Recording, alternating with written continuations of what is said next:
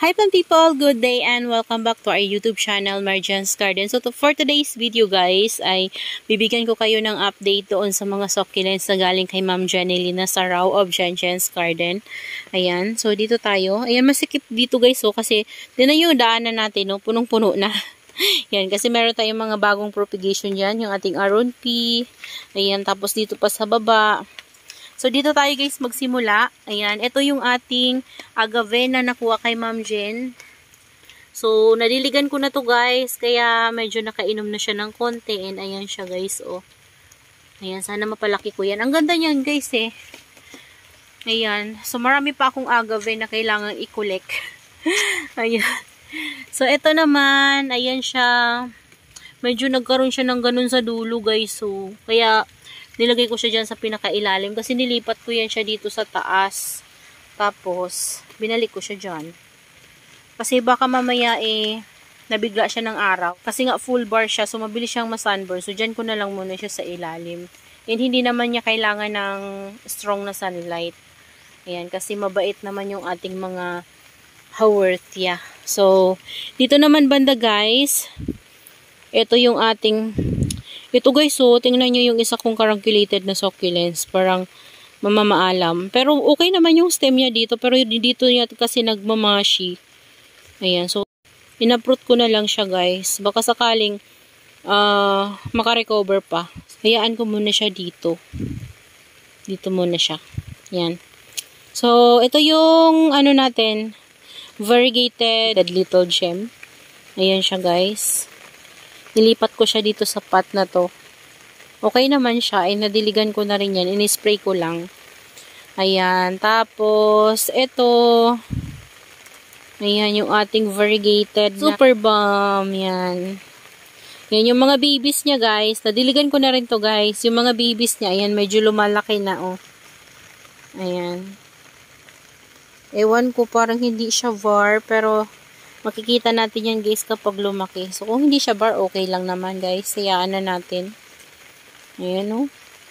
Okay naman yung var nito guys. So ayan o, may panibago siyang tubo na leaves. Ayan. So dito ko siya nilagay. Pero lilipat ko rin to guys doon. Plano ko mag-ayos and dahil marami ako mga propagation ng Purple Delights guys, and plano ko kapag nakabili ako ng ganitong pot or kaya yung ganito na malaki, plano ko na dito lahat guys ay Purple Delight na ilalagay ko. Diyan hanggang sa ibaba yan guys, yung mga nandyan natin na mga rosette type na mga succulents, tatanggalin ko na dyan, and unti-unti kapag nagpo-propagate tayo ng super bomb or Purple Delights, ayan, dyan ko na sila guys ilalagay. Yan na talaga yung area nila. So, para lahat ng ating mga Purple Delights, Murasaki, and then Super Bomb ay iisa na lang yung area dyan. Kasi marami tayong mga propagation guys eh. So, yun yung naisip kong gawin sa kanila. Ayan. So, ito guys yung update sa ating variegated Super Bomb from Ma'am Janelina sa Raw. And sadly, meron tayong namaalam. Hindi talaga niya guys kinaya yung ating variegated string of pearls. Wala talaga guys. Hindi na siya nakarecover. So, yan lang naman guys yung mga succulents na nabili ko kay Ma'am Janelin. Yung freebie naman niya sa akin ay tinanggal ko na dito. Ayan. Nandito sila guys yung ating freebie. So, nilagay ko na sila sa separate pot. Ayan, dito. Ito yung ating George. Ayan. Tapos, yung free ni Ma'am na si Claret. Ayan siya. Tapos, baba. Ito si Aron P. Ayan, oh. May damo pa. Ayan, si Aron P. So, yan guys. Yan yung mga succulents na galing kay Ma'am Jen. Yung free niya yun sa akin. Tapos, yung ating barbecue, dito ko guys nilagay. Kasi nakapatong yan dito. Oh. Ayun siya. Garden soil din yung pinagtamnan ko sa kanya guys. Ayan. So, naman guys, yung mga succulents na galing kay Ma'am Jen. Ito pala guys, so yung Monroe na galing dun sa arrangement ko. Diba inayos ko yung ating arrangement. Ito yung Monroe na nakalagay doon. Dalawa sila. So, naalala ko kay Ma'am Janelin ko din to nabili guys before. Ayan, so, nilagay ko sila dito ng separate pot. Ayan. Dito ko muna sila. Kapag lumaki na sila guys, ay saka ko sila iriripat sa white pot na ganun kalaki. Kasi gusto ko rin silang mapalaki kagaya ng mga monroe ko dun sa taas. Ayan. So, yun lang naman guys, yung mga succulents, yun yung update sa kanila.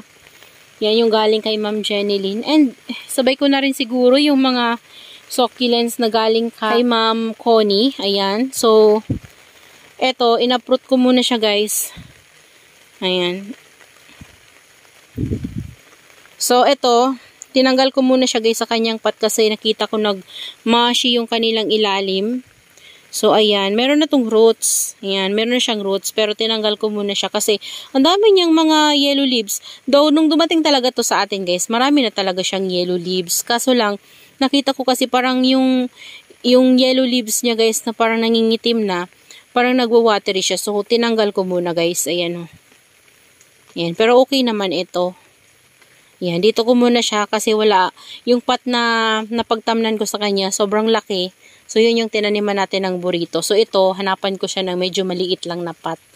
Tapos, ito naman guys, hanggang ngayon hindi ko pa rin siya na itatanim kasi, di ba kung naalala nyo, may nagmashi na leaves sa pinakapuno niya. Tapos, nangitim talaga yung pinagkatan sa kanya kasi parang top cut yung ginawa sa kanya guys. So, ayan siya oh. Nabutas na yung kanyang ilalim. Do, tinanggal ko naman yan guys, pero tinanggal ko yung affected area niya pero nabutas yung ilalim niya guys and hindi ko alam kung mag-grow pa to or mabubuhay ko pa to guys kasi butas na yung ilalim niya guys oh.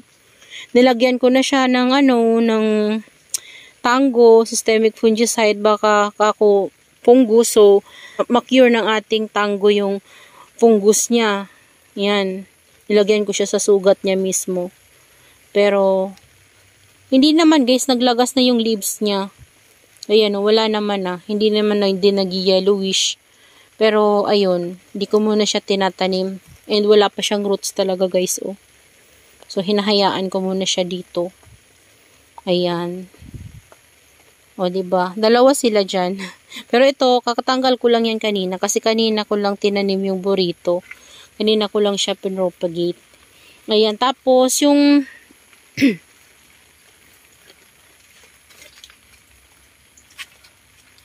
tapos guys, nandito yung isa natin. Ayan, nilagay ko din to sa white pot na ganito. Pero yun, kinuha ko siya. Kasi dito ko ata siya unang tinanim noon. Tapos nilipat ko siya. And tinignan ko siya, ito wala pa tong roots. Ewan ko guys kung bakit matagal sila mag-roots ngayon. Ayan. Yung iba meron na pero ito wala pa. Siguro mga pang 4th day na nila sa atin simula nung ko sila guys, unbox. Ayan. Pero naging okay na yung color nito guys. So, variegated siya. Hindi ko alam yung ID nito eh. Ayan. So, dito ko siya muna nilagay. Ayan. So, meron tayo ditong vacant na pwedeng paglagyan ng ganitong pot. Ayan. Ito na yung guys. So, yung kinat ko na variegated purple delight. Ayan o. Ganda niya. Siguro ilalagay ko to doon guys sa area na yon ulit. Kasi parang feeling ko, di siya nainitan ng maayos dito. Parang nawawala yung var niya dito banda. Oh. Ayan. Tapos, yung iba naman guys, na galing kay Ma'am Connie ay, ito guys, ito yung ating cubic frost. Ayan o. Ayan, okay naman si cubic frost. Na-acclimatize na siya guys dito sa atin. Ayan, ito yung ating golden girl. Ayan, si golden girl. Hindi ko alam kung may roots na to guys. Huwag na natin galawin kasi baka magtampo pa. Ayan. Dalawa sila dyan. Ayan. So, kunti lang naman yun guys. Yung nakuha natin kay Ma'am Connie. Kaya, unti lang naman sila. And ito guys, yung ating variegated mini bell. Ayan. Okay na okay naman siya guys. Oh. Hala, ito may bali na talaga siya guys. Ayan may roots na. Ayan, kita nyo ba guys yung roots niya? Oh. Dami. Daming roots. So, dito ko na lang siya. Ayan, ganyan. Kakapit na lang yan ng kusa.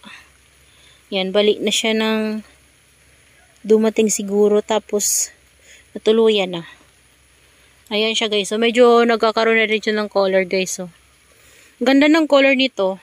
Kasi ito yung ating variegated Hanakaida. Ayan. So, medyo tumatayo na guys yung rosette niya. So, sa ngayon kasi guys, kulang yung sunlight na nare-receive nila dito kasi ganyan yung panahon dito guys. Oh, palaging maulan-ulan, makulimlim. Wala talagang araw guys. Ayan oh.